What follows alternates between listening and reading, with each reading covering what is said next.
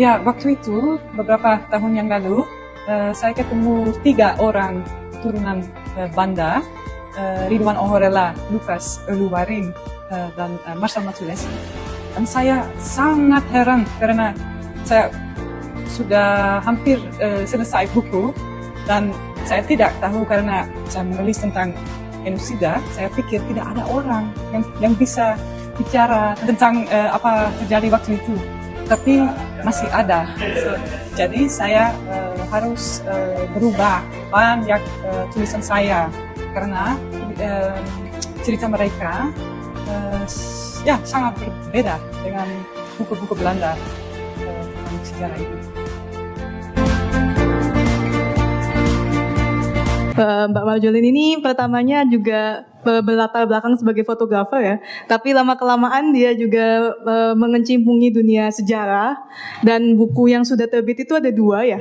Pertama buku Banda ini yang kita terjemahkan oleh Komunitas Bambu pada tahun 2024, dan tahun 2023 sudah menerbitkan buku satu lagi ya, buku Bung Tomo.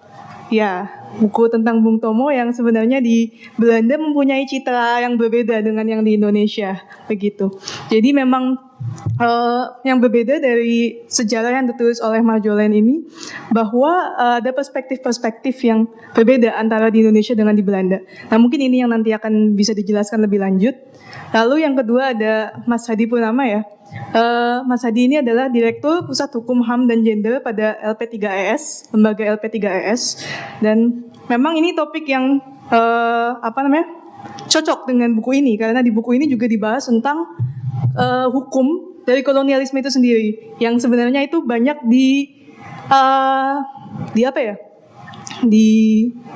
diterima di dunia luas gitu melalui hukum-hukum internasional yang sebenarnya kita masih mengacu kepada hukum barat pada saat ini gitu. Dan yang terakhir ada Mas Bondan Kanumoyoso, Dekan FIB UI, dan Mas Bondan ini juga menulis buku tentang Omelanden atau wilayah luar Batavia pada saat itu, dan bukunya sudah terbit tahun 2023 ya Mas ya? Iya.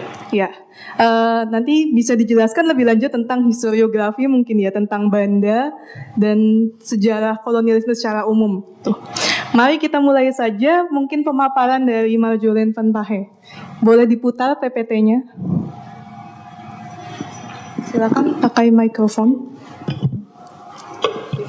Ya. Oke, terima kasih banyak semua untuk datang. Saya akan mencoba pakai bahasa Indonesia, tapi minta maaf kalau ada kesalahan atau mungkin nanti mungkin saya juga kadang-kadang pakai bahasa Inggris kalau saya tidak tahu persis. Pertama, saya pikir buku ini tidak ada karena saya tertarik tentang topik ini. Saya pikir buku ini ada karena nenek moyang Wandan yang mungkin membantu atau juga sangat ingin ungkap sejarah ini. Saya pikir, saya merasa topik ini sangat berat, sangat sedih, karena genosida itu sangat tragis. Tapi semoga hari ini juga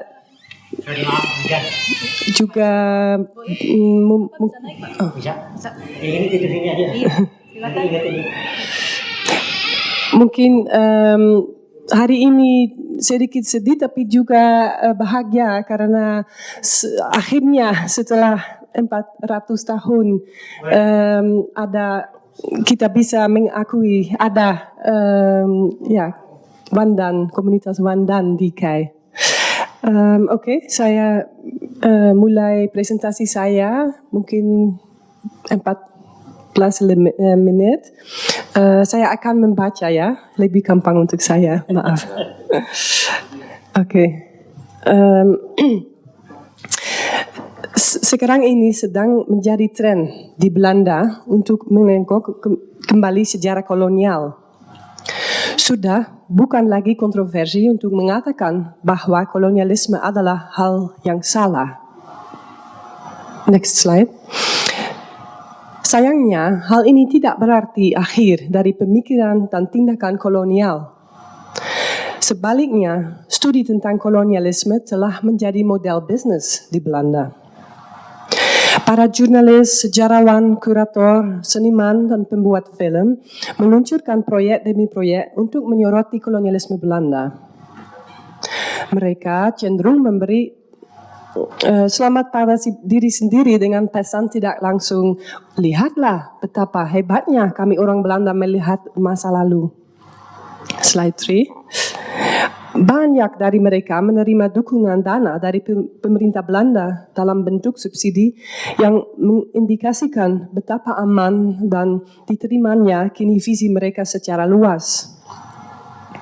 Jika seseorang cukup cerdas dan tidak terlalu radikal, topik kolonialisme dapat saja menjadi sumber karier. Pada 2021, buku ini terbit dalam bahasa Belanda. Tepat 400 tahun sejak Jan Pieterszoon Koen pergi ke Banda.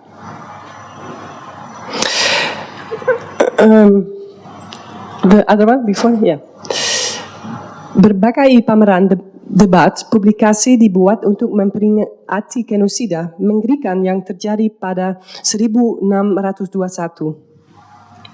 Museum Westfries di kota kelahiran Koen, Hoorn, membuat pameran dengan judul Telah, Dongeng dari Banda. Okay. Scheepvaartmuseum atau Museum Nasional Maritim di Amsterdam memamerkan proyek foto berjudul Saya Cinta Banda, karya fotografer Belanda bernama Isabelle Boon, yang memotret penduduk kepulauan Banda di masa kini. Okay, next. Belum lagi, para akademisi Belanda bersatu di bawah bendera Banda Working Group. Banda Working Group. Mereka berkolaborasi dengan para ahli sejarah dari Indonesia, termasuk beberapa ahli dari Banda. Melalui pertemuan daring, mereka mengadakan serangkaian diskusi meja bundar. Nancy Jouwe, Wim Manuhutu, Pepijn Brandon, Merve Tosun, Matthias van Rossum, Beatrice Glo, dan Joella van Donkersgoed adalah nama-nama yang terlibat dalam rangkaian diskusi. Buku ini juga ikut meramaikan banjir perhatian yang dihasilkan oleh peringatan 400 tahun tersebut. Sebagai salah satu buku yang paling awal terbit pada tahun peringatan itu, buku ini diabaikan oleh banyak rekan sejarawan saya. Buku ini cukup laris, tetapi saya tidak pernah mendapat undangan untuk berbagi wawasan dengan Banda Working Group. Museum Nasional Maritim di Amsterdam bahkan tidak mau menjual buku ini di toko mereka. Mengapa? Akhirnya saya tarik kesimpulan bahwa buku saya berisi pesan yang tidak diinginkan. Sejarah telah dipalsukan selama 400 tahun. Pemalsuan sejarah ini masih terus dilakukan oleh sejarawan kontemporer.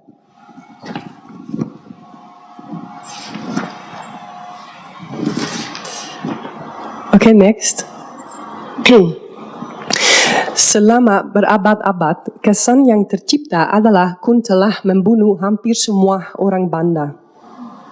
Hanya sedikit yang berhasil melarikan diri. Dengan demikian, menurut narasi ini, genosida telah berhasil dan hampir tidak ada orang Banda yang tersisa. Selain itu, ada kesan bahwa Banda telah terpecah sebelum kedatangan orang Belanda karena aliansi Islam Uli V dan Uli Siwa. Masyarakat Banda yang tampak egaliter dan tampak seakan tidak memiliki struktur hierarki biasanya dijelaskan sebagai orang primitif dan terbelakang. Hal ini menjadi titik awal saya ketika mulai menulis buku ini pada 2020. Seperti banyak sejarawan sebelumnya, saya kira sekitar 14.000 dari 15.000 orang Banda telah dibunuh atas perintah Kun pada 1621. Saya juga berpikir perseteruan antara Uli Lima dan Uli Siva telah lebih dulu memecah belah penduduk pulau dan hanya diperburuk oleh VOC. Next. Sebulan sebelum tenggat waktu selesainya buku ini, terjadi pertemuan istimewa yang mengubah segalanya. 3 orang keturunan Banda yang tinggal di Belanda, Marcel Matulesi, Ridwan Ohorella, dan Lucas Oluwarin, menjelaskan kepada saya bahwa para sejarawan Belanda menyembunyikan sebuah fakta penting. Mereka hafal silsilah keluarganya dan yakin kalau nenek moyang mereka telah hijrah ke pulau-pulau lain sebelum genosida.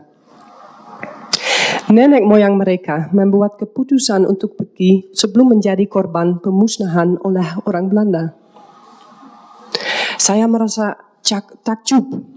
Ternyata ada yang namanya diaspora orang Banda. Saya mengetahui bahwa beberapa nenek moyang mereka telah pergi, dipimpin oleh seorang raja untuk menambahkan kelangsungan hidup Islam serta garis keturunan dan sejarahnya. Jadi ini bukanlah sebuah pelarian yang tergesa-gesa, melainkan sebuah hijrah. Hal ini terbukti dari fakta bahwa mereka membawa buku tembaga yang tidak hanya menggambarkan situasi pada 1621, tetapi juga sejarah Banda berabad-abad sebelumnya. Sejarah yang dimulai bukan pada abad ke-17, melainkan sejak tahun 622. Inti dari masyarakat mereka kini masih berada di Kepulauan Kai di Indonesia bagian timur. Cerita Marcel, Ridwan, dan Lucas memberi kesan yang mendalam bagi saya. Kehadiran mereka adalah bukti bahwa upaya genosida yang dilakukan oleh orang Belanda dan Jan Pieterszoon Koen telah gagal.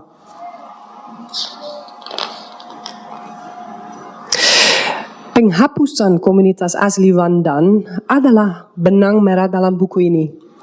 Saya mau menyampaikan bahwa penghapusan secara struktural ini juga meninggalkan jejak di Indonesia. Perlu ada kesadaran bahwa selain melakukan kekerasan brutal, penjajah juga memutarbalikkan kebenaran. Jika sejarawan Indonesia tidak kritis terhadap sumber-sumber Belanda, mereka berisiko ikut menyebarkan kebohongan kolonial. Sebuah contoh bagaimana tipu daya Belanda hadir di Indonesia adalah film Banda, The Dark Forgotten Trail. Film dokumenter dari tahun 2017, karya sutradara J. Subiakto. Film dokumenter ini menggambarkan sejarah Kepulauan Banda sejak masa prakolonial hingga masa kini, namun tidak secara eksplisit menyebutkan komunitas Wandan. J. Subiakto meminta saran daripada ahli Belanda, termasuk sejarawan Maluku Belanda Wim Manuhutu. Manuhutu menulis pada 2021 untuk menanggapi sebuah unggahan di Facebook yang merujuk pada film tersebut. Memang benar bahwa film dokumenter ini berfokus pada Banda itu sendiri dan kisah tentang berbagai diaspora orang Banda tidak muncul. Kemarahan pada 2017 juga berkaitan dengan gagasan yang mengatakan bahwa tidak ada lagi orang Banda asli yang tersisa. Film ini tidak mengatakan hal itu. Sepertinya tidak ada yang salah. Apa yang sebenarnya dia katakan adalah bahwa para pengunjuk rasa dari diaspora Wandan yang turun ke jalan pada 2017 untuk menghentikan pemuturan film di Ambon tidak berarti apa-apa. Bahkan, dia juga mengatakan bahwa apa yang saya angkat dengan buku saya tidak penting.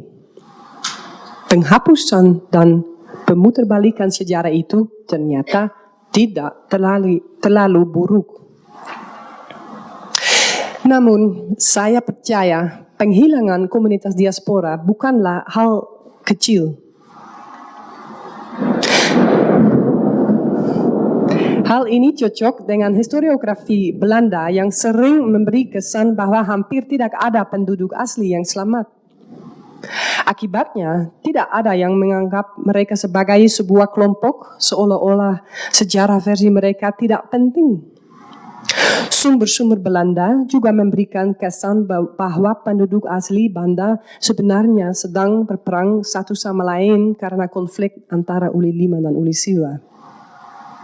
Jadi, kedatangan orang Belanda seolah-olah tidak membuat banyak perbedaan karena semua orang tetap berkonflik. Para sejarawan, seniman, dan pembuat film Belanda yang menaruh perhatian pada Banda saat ini memang sering menyinggung keberadaan komunitas Wandan. Namun biasanya hanya sepintas lalu seolah-olah itu adalah sebuah renungan, seolah-olah sudah menjadi rahasia umum selama ini. Dengan demikian, mereka tidak berbicara tentang pemalsuan sejarah dan penghapusan.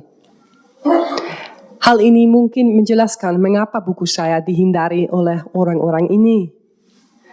Sebab mereka juga harus mengakui bahwa mereka sendiri terlibat di dalamnya. Seperti yang saya tadi bilang, kolonialisme di Belanda saat ini telah menjadi sebuah model bisnis. Bagi banyak orang, hal ini bukan tentang kebenaran, terutama jika itu sensitif, tetapi tentang karier mereka sendiri. Alasannya sangat sederhana. Aliran subsidi akan berisiko jika Anda mengambil sikap yang terlalu radikal. Menariknya, para sejarawan, pembuat film, dan budayawan Barat biasanya bereaksi dengan antusias ketika mendengar tentang keberadaan buku tembaga. Mereka tidak khawatir tentang penghapusan dan pemalsuan sejarah, tetapi jika ada sesuatu yang bisa diperoleh, cerita kuat yang dapat membuat mereka terkesan, maka mereka tidak sabar untuk pergi ke KAI. Hal semacam ini tidak jauh pula dari sifat kolonial. Seharusnya ini adalah tentang kebenaran dan bukan eksploitasi warisan secara selektif untuk sebuah buku, film, atau pameran di negara penjajah. Maka, bacalah buku ini sebagai narasi tandingan yang mempertanyakan narasi arus utama.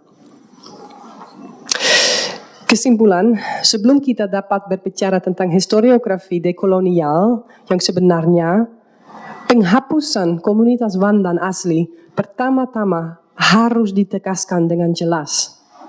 Terutama karena hal ini sensitif di Belanda dan orang-orang lebih memilih untuk mengabaikan penghapusan sejarah yang telah berlangsung berabad-abad. Penamaan ini tidak mereduksi orang Banda asli secara eksklusif menjadi korban menjadikan dari kekerasan Belanda. Sebaliknya, keberadaan mereka membuktikan adanya keyakinan yang kuat dan kekuatan untuk bertahan hidup yang tidak dapat dihancurkan oleh penjajah. Terima kasih.